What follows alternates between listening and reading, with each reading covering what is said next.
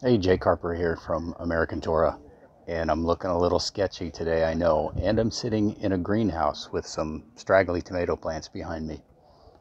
I'm sleeping in a tent this week at Safe Haven Sustainable Farm in Orosi, California, and the occasion is Sukkot, the Feast of Tabernacles, when God told us to live in Sukkot, or tabernacles or tents, for the week. So that's what I'm doing, and I'm in this greenhouse so that I can get a little bit of privacy and quiet.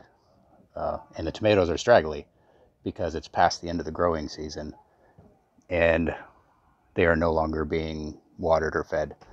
Um, but I still want to talk about Joshua. We're in Joshua chapter 8 still.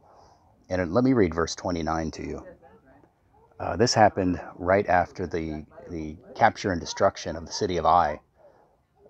The people had been all killed by God's order, men, women, and children, everybody killed.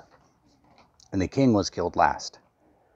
It says that in verse 28, it says, So Joshua burned Ai and made it forever a heap of ruins, as it is to this day. And he hanged the king of Ai on a tree until evening, and at sunset Joshua commanded, and they took his body down from the tree, and threw it at the entrance of the gate of the city, and raised over it a great heap of stones, which stands there to this day. Now, clearly, they were not showing respect to the king of Ai when they took his body down and when they buried him. For one, they hung him on a tree, probably after he was dead, and then they threw him at the gate of the city. They threw him at the gate of the city because the gate is where the court is, and this was symbolically showing that all the power and the authority of the city of Ai and its king was dead. They took the body down, on the other hand, because the king of Ai and all of his people, no matter how evil, no matter how wicked, no matter the human sacrifices and the horrible things that they had done, they still bore the image of God. And we treat that image with respect. God said never to leave a body hanging on a tree overnight. And that's because the basest criminal still bears the image of God.